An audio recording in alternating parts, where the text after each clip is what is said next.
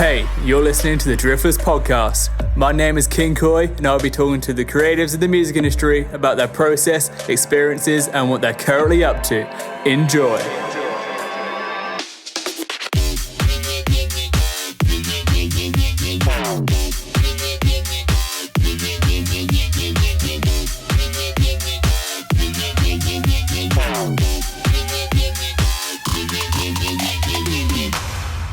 Hey everyone, what's up? This is the Driftless podcast. I'm King Koi, and we're here with Seanyy. How are you doing? What's going on? Good, man. I'm doing well. How about you? I'm not doing too bad. Lockdown sort of easing here in the UK. I can get a haircut in a few days, which I'm so excited for. My hair is disgusting. So that's my highlight of next week. There you go. Yeah. So whereabouts are you right now in the world? Are you... So I'm currently stationed overseas in Germany. Yeah. Specifically Kaiserslautern. It's pretty close to France, near Strasbourg, about an hour away. Nice part of it, the world, or? So we jokingly refer to it, the U.S. military here, we refer to it as the West Virginia of Germany. So not the nicest area, not the most attractive people, but I mean, it's still Germany, it's still Europe. So yeah, it's pretty nice. Okay, so let's get to know you a little better for any of the listeners who don't know you that well. Where are you from originally? Sort of who are you? What's your background? Yep, sure. So I am originally so first, my full name, Sean Danielzik. I'm from the United States. Excuse me, the United States. From the United States, a small town in Maryland called Hereford. Probably no one has ever heard of it. Grew up there, went to college in North Carolina at a college called High Point University, studied business administration there. At the same time, I commissioned into the Army and was doing my ROTC commitment. So when I graduated from university, I immediately commissioned into the United States Army. And that was something I've always wanted to do. My dad was also in the Army, so it kind of came full circle for me.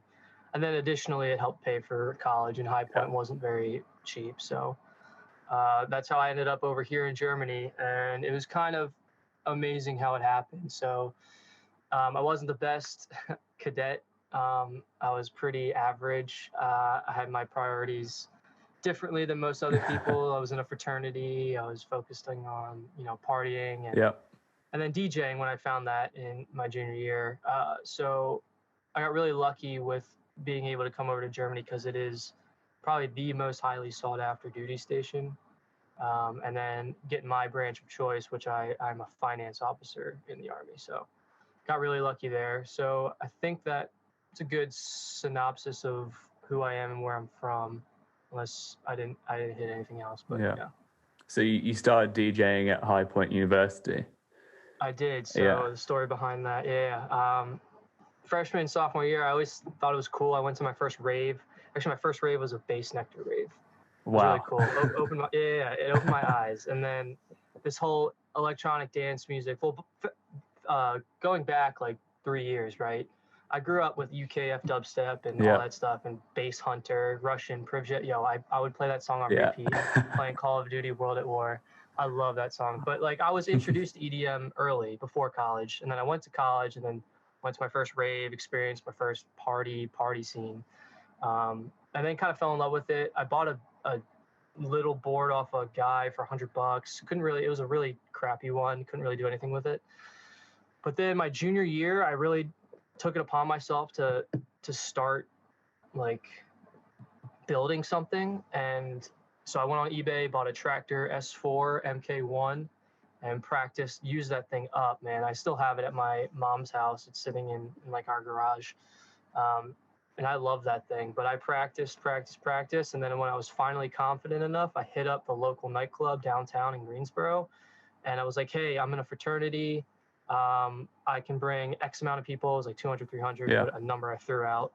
And he's like, I've been DJing for a little bit, but I know what I'm doing. I've been to a bunch of parties, so give me a tryout. They hit me back the next day, and they're like, you free Thursday? I'm like, nice. And that was huge. And then I brought everyone.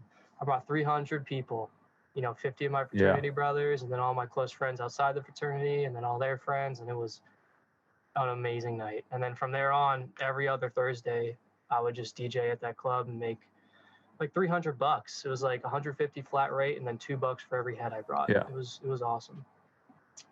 And then yeah, so that rolled up into, so and then real quick going back again, I posted about this on my Instagram when I released my EP, but like our college had a spring and a fall concert, right?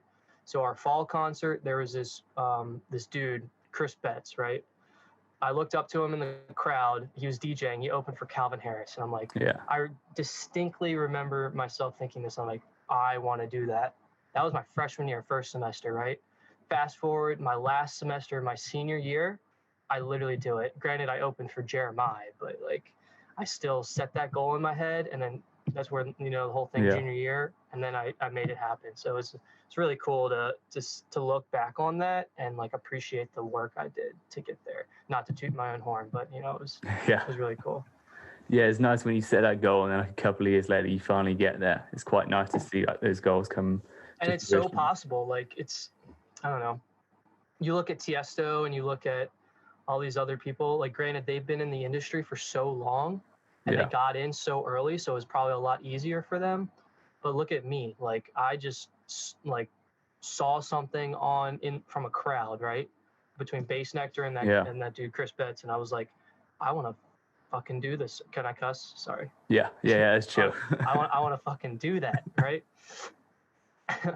So it's just really cool, and like anyone can do it, really. It's like if I can do it, definitely other people can do it. Yeah, definitely. It's like Rez. I remember reading about her. I think it was in space like a year or two. She went from like being at the festivals and being a fan to then headlining those festivals. It's if you want it and you can get there, you can really do it.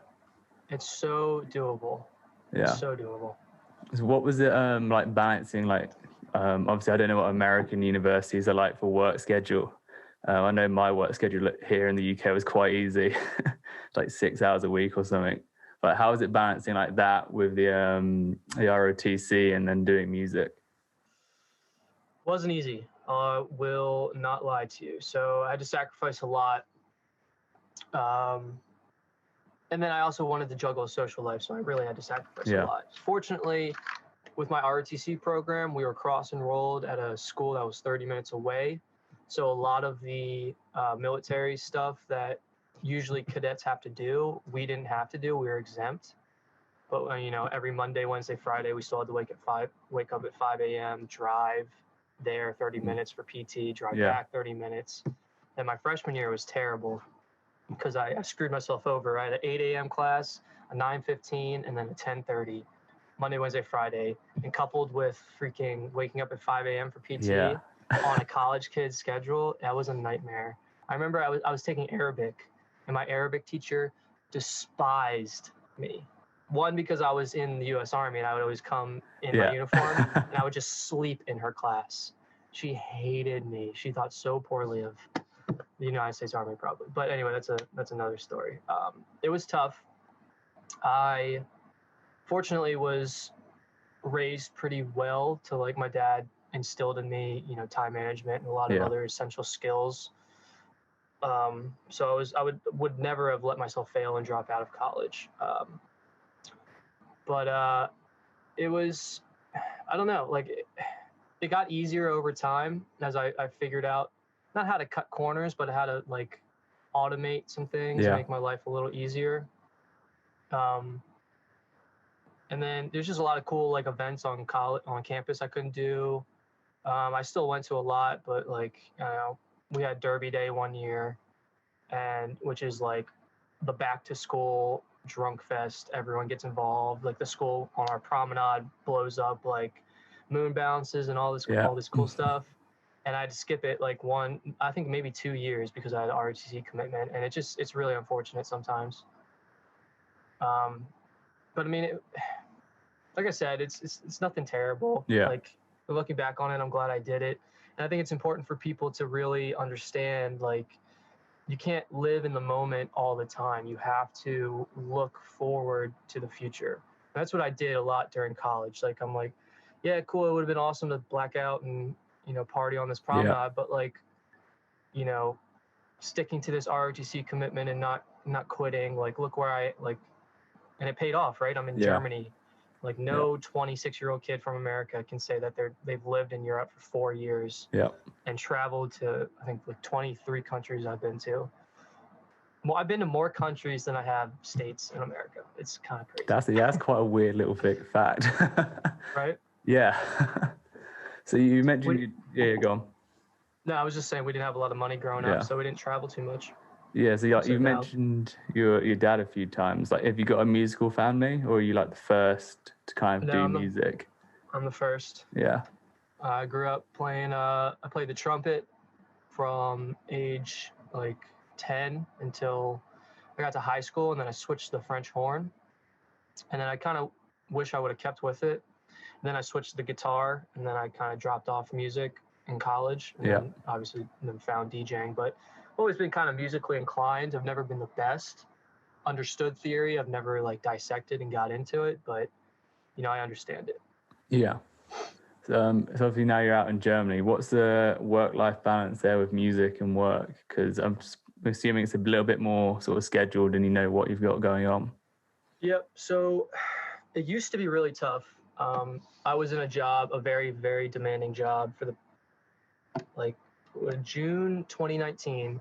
I was the XO for a really, really big executive officer for a big company.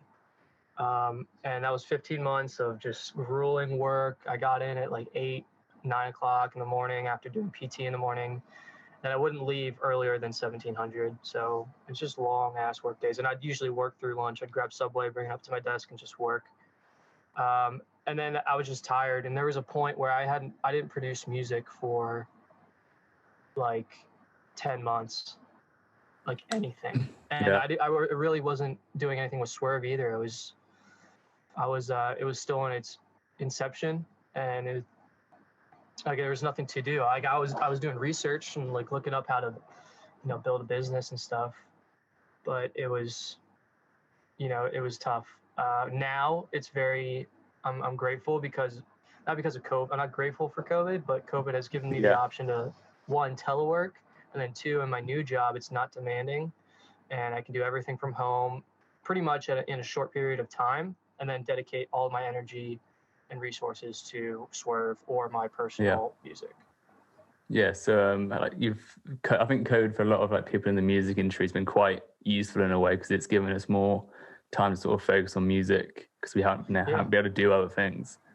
Yep, exactly. And I'm really, really excited to hear all that when live shows start becoming a thing.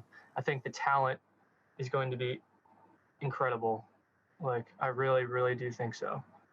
Yeah, I think it's going to be interesting. Huge new wave of house electronic music. I think everything. In general. Yeah.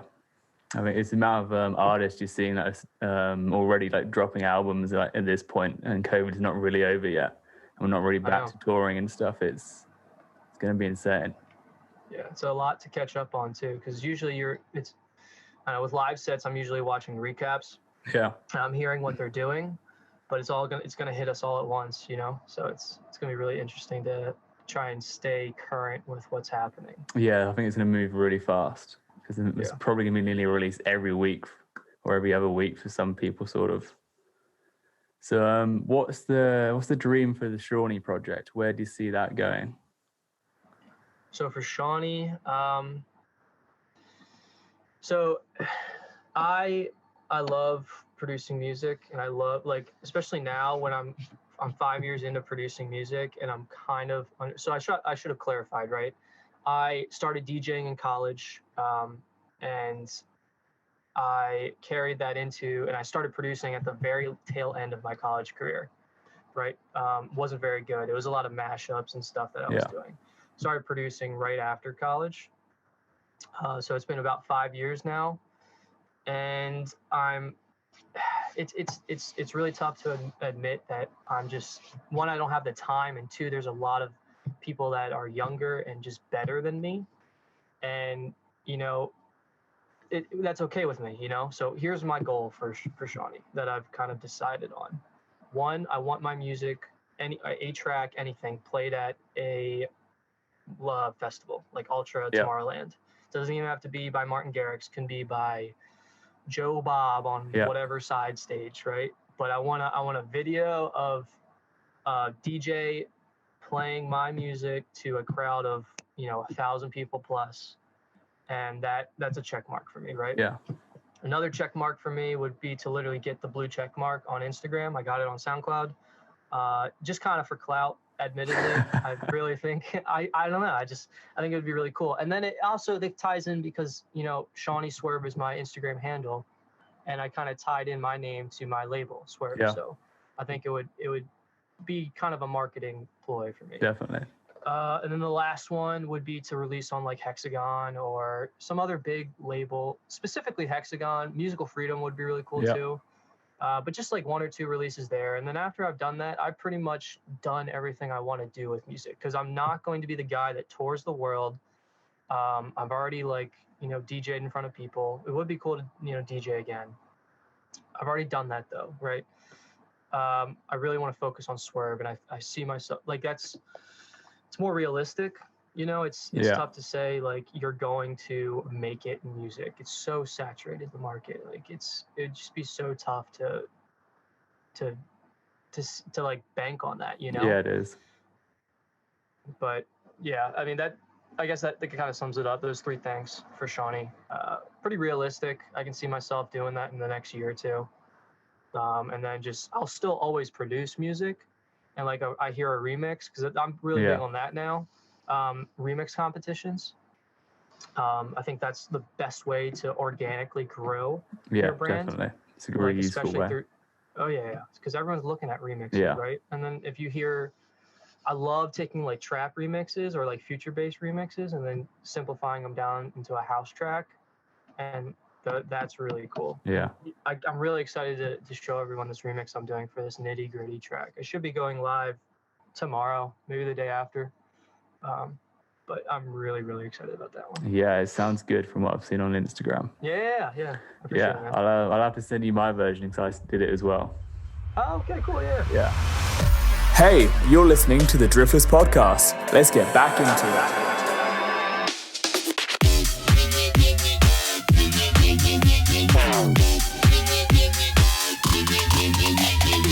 Mentioned Swerve a few times now. Should we get into that and talk about what that is and how that came about? Sure. Yeah. So, go ahead. Do you want to just like briefly explain what it is? Yep. So Swerve is a record label. It's also a promotional chart, like music chart, where I like promote music. And I didn't want to call it Swerve Records because everyone does that, and I want Swerve to be more of just a record label, right? Yeah. So I want it to be like, I don't know, I don't even know what I want to do with it yet. I just know I want it to be bigger than a record label, right? Yeah. So partnering with like cars, because Swerve, and that was a big thing for me, right? So Strange Fruits releasing there, they did okay marketing, but the big thing, no shit, was that they had emojis to go with Strange Fruits, like all the fruit emojis. And I'm like, what else can I do to amplify on that? And like there's a shit ton of car emojis, right? So I'm like, that's perfect. So, and I use car emojis in like every post. That was a big factor in deciding on naming it Swerve. Also, like my name, Seanyy Swerve, I've had that tag for about, as long as I've had social media, which was like freshman year of college. So that was kind of like a telltale sign of that I should just name it Swerve. And then, so Swerve Collective Creations. So Collective Creations was funny. Me and a couple buddies were like trying to figure out what we knew Swerve was going to be the name. Excuse me. But we couldn't figure out the latter part of it. And we ended up on Collective Creations because no shit, there was a domain .cc, and I'm like, oh, that's cool. That's unique. I'm gonna run with that. What can we do with CC? I'm like, Swerve. And we pondered it out for a while. We actually had Creative Collections for a while, but then I'm like, no, Collective Creations sounds better. So Swerve Collective Creations, there it is. It's pretty like unorthodox. Usually you name something to be, you name it to like, I don't know, you don't name it that way. We definitely named it pretty unconventionally, but I'm very happy with how it turned out, and I think it's unique, right? Yeah, I think I remember watching a Cymatics video about how they got their name, and it's like they were doing the address for it, for the web address, and it was Cymatics, and they were going through all the options, and it's .fm. And I was like, that just makes sense to have Yep, .fm. it does. It does. Yeah, Seriously, yeah. there's like no like real plan or idea for it, but it's like, yeah, that's funny. It makes sense. Like, how did you get the extra N and Y on Shawnee whilst we're talking about names? Oh man. So I mean, my mom always called me Shawnee, and Shawnee. People at college called me Shawnee. Oh, super simple then. But yeah, but Shawnee wasn't Yeah. cool enough, right? So I'm like, how do I make this cooler? I'm sitting in the library pulling an all-nighter for one of my tests in college, and I'm like, let's just add an extra Y, you know? And there it was. That's literally, I shit you not, Shawnee with 2 Y's, and it's so annoying because everyone misspells it now. Everyone spells it like with 2 N's and then a Y. Yeah. Like I've had a bunch of blog articles written about me where I've had to go in and tell my publisher, I'm like, hey, dude, spelled my name wrong again. He's like, shit. All right, one sec. But it's funny, like a lot of people in college, especially my fraternity brothers, would call me 2 Y's. And it was just like a nickname, like Shawnee. I don't know. It just stuck with me too. Yeah. And then the cool thing is that like when you search Shawnee, like I'm the first thing that pops up. There's like a couple rappers, I think. And some girl with 3 Y's that dated KSI who has me beat on YouTube. But on SoundCloud, Google searches, I'm the first Shawnee. Yeah, I think on YouTube, the thing that comes up above me is like people selling fish. It's like, yep. I don't think anyone's going to get confused between those two. There you go. See, and that's definitely important. So I would recommend people when choosing a name. I mean, it's not the most important thing in the world. Obviously, it's what identifies you, but like, it just make it kind of unique. Add an extra syllable at the end if you're really sold on something, but there's a couple other people that have it. And at the end of the day, if you're confident that whatever project that you're building is going to be effective and efficient, then take that name and just beat everyone else out that already has it. Like, you shouldn't worry about that. Definitely, that's really good advice. So when did the idea first form to start the label?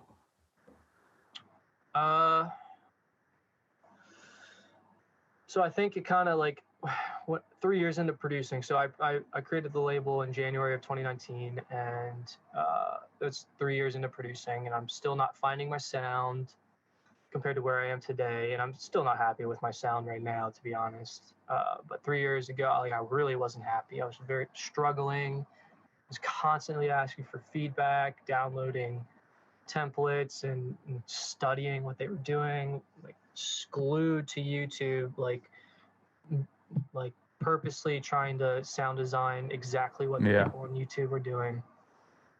And just, it was killing my creativity. So I was like, there's people better than me. Like, I don't know. It's just isn't realistic. So I've always kind of wanted to run a label. And then, like, I'm very business oriented. I went into college as an accounting major, and then it took the easy route out and switched to just business.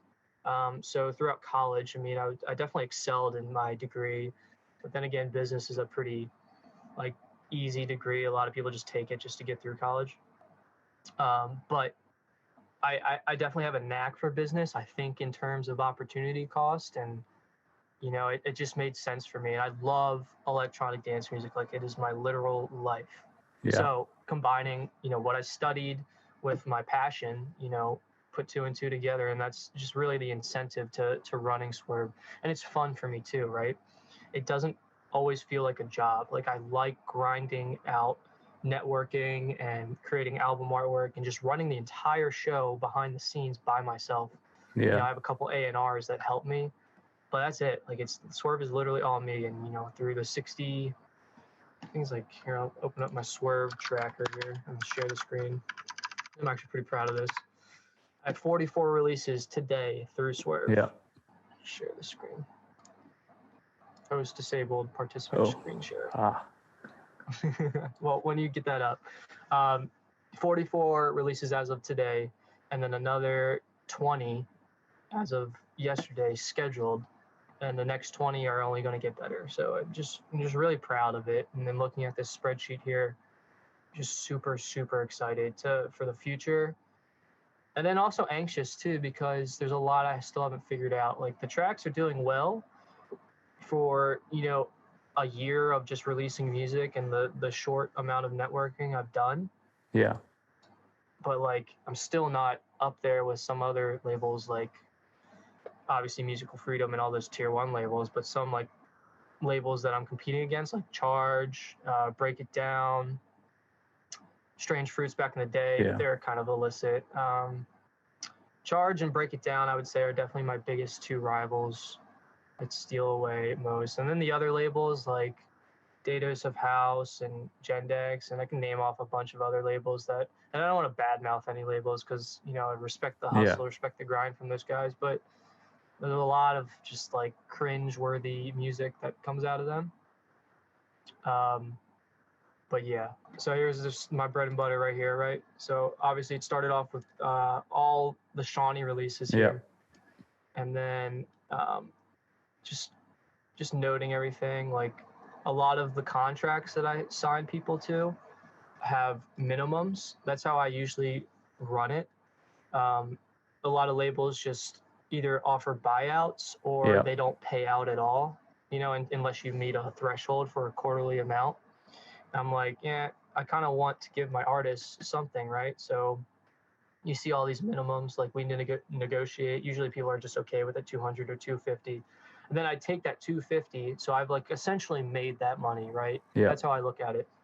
And I then put 250, or it's usually a little less than 250. So it's usually like 150 or whatever into promo, like Spotify playlisting, some other, and I can go on and on about this down this rabbit hole, but throw that money in there. If the track's performing really well, I'll put more money and meet that cap.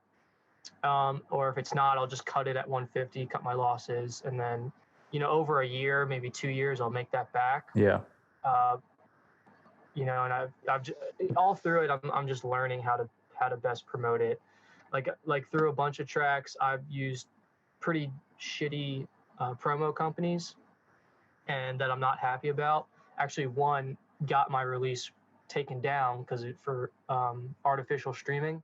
But basically, this is my bread and butter. I'm really happy about this specifically, and it's just cool to see, like, back in October of, that's when I started releasing. Not even a year ago, right?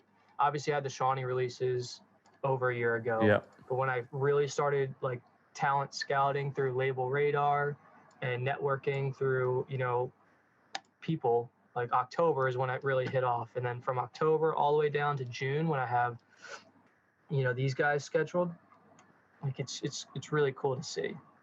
And the quality is good too. Like and that's a good thing about being a producer, right? Like you understand quality levels. And that's why I feel like a lot of startup record labels and promo companies, they don't understand like what works well. Like I can envision what track will work well on a club stage, right? A lot of people don't have that. Yeah. And that's a testament to like my previous DJ experience, and then obviously producing in a studio and understanding what sound or how something is mastered or mixed, right? Yeah. So I think that all makes sense. Is that a good summary? of? Makes a lot of sense. It's been really nice watching Swerve grow over like the last year or so, when I've like paid more attention to it, especially when you mentioned about all the cars and stuff. That really just clicked in my head when you said it. Yeah, man. And it's all, that whole branding just clicked in my head. I was like, wow, yeah, it is really good. Wow, you're still listening to the Driftless podcast. Let's get back into it.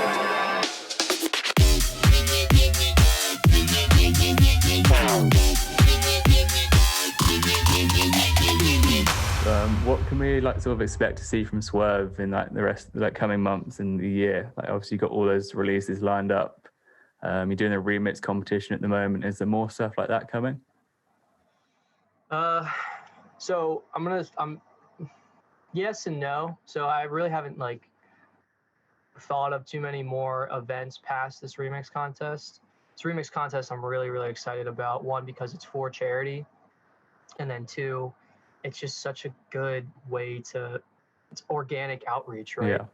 And then like I'm taking the L and paying out $625 in prize money, but if you think about it, I could pay an Instagram ad to do the Yeah. same. And, Yeah. this is a way to give back to the community. And that's huge for me, right? Yeah. Sorry, I was looking at a text message. That's huge for me because I love electronic dance music. It is my life. And the people that I've met throughout producing and then running the label, like they're almost family to me. Like it's just awesome to hop on Discord. I'm in a couple good Discord servers. One specifically is a bedroom producers server run by actually one of my A&Rs, Milos Yeah. Lauren, young 16-year-old, super talented. It's just awesome just hopping in there and talking. Someone's always in the production channel, Yeah. like working on music, and you just hop in, just talk and watch them produce. Or it's such a cool environment, right? And then I don't know, I just really appreciate giving back. I don't know. And then the remix contest, yeah, it's gonna be great. Further past that, I really want to start doing compilations and EPs. So that's one thing I do have planned for the 61st kind of release. It's going to be EP of future house and future bounce. Just kind of like, because I don't know. And another funny tidbit about Swerve. Remember, did you ever follow Strange Fruits? A little bit, Like back in yeah, a bit like They when used I to be think an Lucas awesome was on label. it and stuff. Yeah. Awesome label. Yeah. Used to be. So that's kind of how I envisioned Swerve to be the Strange Fruits of when it was good. Yeah. So a lot of EPs, a lot of just good music that might not be club ready or is club ready, but might not be played on the main stages because of just not enough exposure. But I want Swerve to be that gateway to that next Yeah. A-tier record label. Yeah. I want because a lot of the people I sign, they have like less than 100 monthly listeners on Spotify. Yeah. And then for my promotion, it's not that great, but it gets them 5 to 10. Honestly, like Pass Me By got 70K streams. Like one of my tracks got 100K. Like anywhere from like 5K, 10K up to 100K, right? It gets you that momentum to then get signed to that next builds label. up. So yeah. So and that goes back to me like just wanting to support the community. It's everyone just helping everyone. Yeah. And which charity was the remix contest for? It's for the Tim Bergling Foundation, so another like EDM centric foundation for mental health. It's really cool. I'm still trying to lock in some sponsors. So I'll explain the idea real quick. The idea will be a top 25 countdown of all the remixes, like after we've graded it. And from 25 down to 5, or down to 6 rather, will be pre-recorded. And we'll just play that video during the live stream. We'll pause there before we get into the top 5 who are going to be on the remix EP. And then I want to do like giveaways. So I really wanted to reach out to like Jonas Aiden and get like a license for his Bigifier plugin. Yeah. I wanted to hit up Mo Falk and Retrovision, and I did hit them up, but just no response, which kind of sucks. But I'll try again in a little bit. But I want to get like sample packs from them or like Twitch subscriptions. I'll even pay for the shit. Like I just need them to like okay it, right? Because I want to put them in, because it's all gonna draw people into this giveaway section. So like we raffle off all the giveaways, and then we're like, all right, let's go into the top 5, and then we announce 5, 4, 3, 2, 1, right? Award the prize money thereafter, and then from all the streams and donations, probably won't be able to announce it on that live stream, but like we'll make a post the next day about we raised X amount of money, and then honestly, if it's not like a whole lot, I'll probably just match it and we'll double it. So hopefully like $500 we get to donate to the Tim Bergling Foundation would be awesome. Yeah. Not a lot, but when have you got that stream planned for? Have you got a date in the diary for that yet? In the diary, I think it's on the 7th. It's gonna be early May because I leave Europe early June. So, and actually it might even need to be sooner than that, because the remix contest ends on the 23rd of April. So however long it takes to get that squared away. And then I want to, because another thing would be for like big Twitch streamers like Retrovision and Mo Falk to then host me. Yeah. So we get like 300 viewers, just like watching a cool production of, a startup. So picking a day that they're not actually streaming on. A lot I still have to plan out, but the idea is definitely there. And Yeah. so I think May 7th was a tentative date, though. Yeah. Do you think you could see Swerve doing like live events, like once everything reopens up or anything like that? Yeah, absolutely. So we were actually going to do one for ADE in 2019 or 2020 before it got canceled by COVID. We actually locked down a club, me and a group of guys from the team. We call ourselves the Team MBL veterans. So we were like the first crew on Team MBL, like Sam Helix, you know the guys. Yeah. We actually locked down a venue, and we're going to partner with Future House Cloud. Charged actually was going to be in on it, and just it was going to be a cool. And we had the artists booked and everything. Like it was going to be a cool scenario of like back-to-back sets, just something more unique. So like 30-minute back-to-back. So like Triple M would pay back-to-back with not Mofok, but I don't know. And then Keox would play back-to-back with Danny Leaks and some other cool stuff, right? Yeah. And it just obviously didn't end up happening. So, and then I'll be gone in June. So I definitely see Swerve. I'll throw money at like partnering with events. So like Future House Cloud will probably do another event at ADE. And I'm definitely about like, sponsoring the event, right? Yeah. Put my logo on the flyer, see if you can get one of my Swerve artists like to DJ there as well. And then just again, brand equity of having my my logo on the flyer. Yeah. It's just so I don't know, and it's tough because any events past that would be tough. But 2 years from now, when I'm established in the States, living there, wherever I am, wherever the Army sends me in the States, I would love to start doing some events. Yeah. But forward thinking, sounds great, but in the reality right now, I need to focus on. Like, I want to get to 1,000 Instagram followers before I even think about that. Yeah. So you said about like Swerve being more than just a record label. Would you see it also going into like the sort of the artist management, publishing, and doing all that as well? Absolutely. So actually, one of my artists, Aitor Hertz, I don't know if you've heard of him. Yeah. We signed his track Sweet and Low, and it is no shit one of my favorite tracks right now. Like it's better than most tracks I've heard on the market. Like I think there's the potential, and I want to do him justice. So I talked to him about signing a contract, locking him in for his next 2 releases after this one. So I haven't sent it to him yet, but we talked about it and he said he's down. So once he signs that, I'll be effectively like his manager. It'll be like Swerve being his manager. And I've been doing a lot of research on Spotify marketing with Tone Den. Yeah. So getting in with them and then building a playbook for him of seeing his Spotify, specifically his Spotify, right? But then in turn, that kind of takes on all the rest of your social medias. And I could do an Instagram one for him too, but that kid is very, very, very talented. And then he's just been releasing all these great tracks on Future House Cloud. And Future House Cloud, I love Bjarne. I love him. He's such a great dude. Yeah.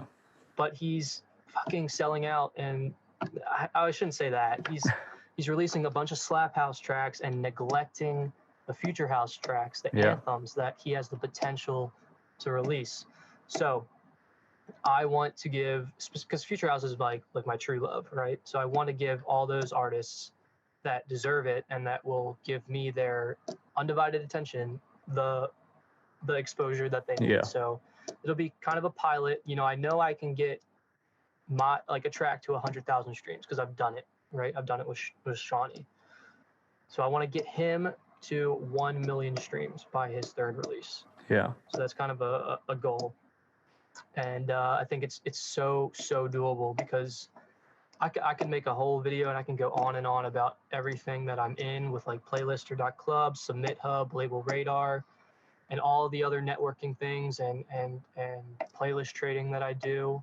Like organically, I get a release I can guarantee a release 10K, right? But then the unknown of Spotify editorials and algorithmic playlists that I'm now understanding more is really exciting, and I just like I can't contain my excitement about how how happy and enthusiastic I am about being able to like blow someone up. Yeah.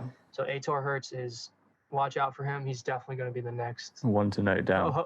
Yeah, for sure. Yeah. I say that, but I mean, I'm very confident that it will, but could also not work. Yeah, you never know.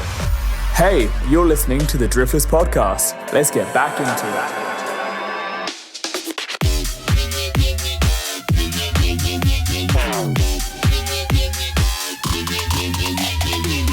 Playlisting, like you've built up a really good collection of playlists. I was checking it out yesterday, and like you've got a really, it's not like you have one that's successful, they're all actually at a good level.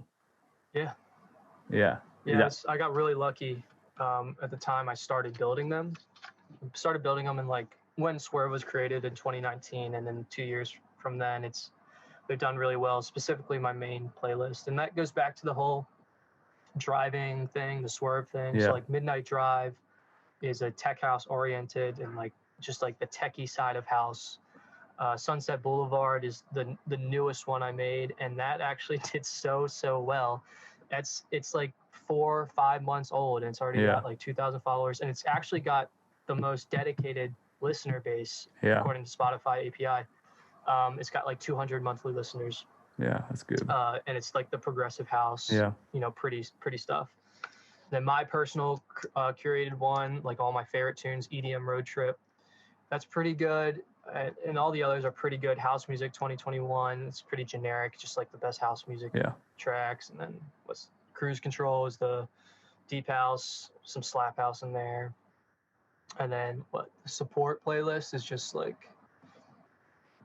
not that great. It's just a bunch of the tracks that are cool, and they're from like friends, producers that I like, but they're not good enough really, or maybe they're good enough, but I just can't fit them in to a specific playlist.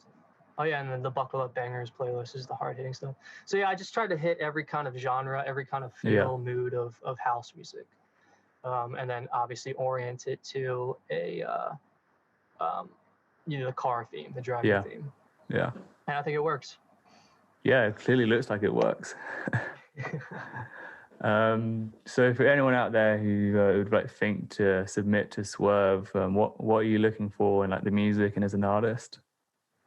So it's got to be, I think on Submit Hub, my caption is anything around 128 BPM is preferable, except Slap House. Please do not send Slap House.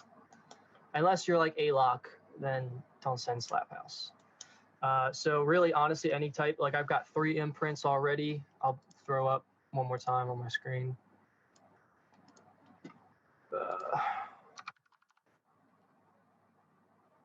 So Swerve has 3 imprints, right? We got Test Drive, which is the main kind of main playlist, or not playlist, the main imprint. That it's a lot of future house and a lot of electro house. And it's also got some like just mainstream house. So like Be With You is pretty mainstream. But yeah, a lot of just like the house music that I like. And that's a cool thing. Like Swerve is kind of an extension of me, right? Yeah. It's just like the music that I like. And then we got Accelerate, which is like the techie stuff. So I've got actually a couple techno tracks I've released, and mainly tech house. Still beefing this one up. I've got a couple more tech house artists lined up. Kilgo Beats just released this track, Certified, and it's doing really, really well on Spotify right now. So I'm really excited for his next release there. And then Detour is the progressive, the pretty stuff. And yeah, I mean, I think it's really cool how I've structured the layout of it. I don't know if I add another imprint. I think 3 is definitely enough, unless there's some crazy new genre. But I think everything else really fits under Test Drive. So I'm not too worried about creating another imprint. And I think anything more might get a little confusing. And then Swerve Sessions is something fun I like to do. Yeah. Wait, what was the second part of that question? Like, what were you like looking for as like sort of an artist? Are you looking at the artist that much, or is it more you just focusing on the music? No, I mean at the moment, like I'm talent scouting on Label Radar. I'm taking kind of what I can get, but it's like at the same time I'm making sure that the quality standard is where it needs to be. Definitely prefer, like, I love Future House. That's what the music I create, the music I really, really love. Anything that's like club oriented, or like you can hear it on a festival. Like a lot, like big influences for me, all of Hexagon, Don Diablo. Retrovision is huge. He's awesome. I love him. And some of my good buddies that I can really count on, like John, Tom Wilson, Rude Lies, a couple others, and it just there's, again, it goes back to the community and how happy I am to be a part of it. Yeah. I don't know. So it's, I guess, in summation, like any house music.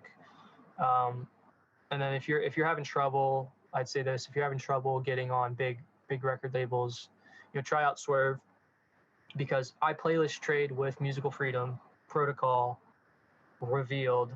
I'm trying to start with Hexagon. I think I have a lead, but I'm literally playlist trading like with all the big labels. Right? It is a perfect segue into getting heard by those one labels. of the A&R. Yeah. So, I built up that relationship with them where I can just send them, X track, and they're like, all right, we'll add it here for 15 days. Here's our priorities, and I add them in mine. It's just so just throwing it out there. Come on over to Swerve. I'll treat you well. Great. So as we sort of wrap this up, is there anything you've got coming out soon you want to promote, release, and talk about? Anything you want to mention before we end this? No, I mean, I appreciate anyone checking out Swerve. I definitely, from now until June, the quality of releases from Swerve are going up. And then I'm really, really excited for Atar Hertz's track Sweet and Low, which has unreal amounts of support already on some radio shows. Other than that, with Seanyy, I'm in talks with Sovereign Records. I don't know if you've ever heard of them. Yeah, I've heard the name. Yeah, so releasing a track, an original there, and then obviously the remix for the Nitty Gritty contest that I have to finish in like 2 days. 2 days, 3 days, yeah. Yeah. So really excited about that one though. And that's it. I mean, I it's tough to say like I have big things planned, because I don't. Like, a lot of the stuff I do have in my head is still very much in the works, and I have no set date on it, because again, this isn't my full-time job as much as I want it to be. I have a dedication to the freaking, United States Army. So it's tough to say, like, I'm looking forward to this on X date. Everything's so up in the air. But yeah, no, just very, very excited about Swerve.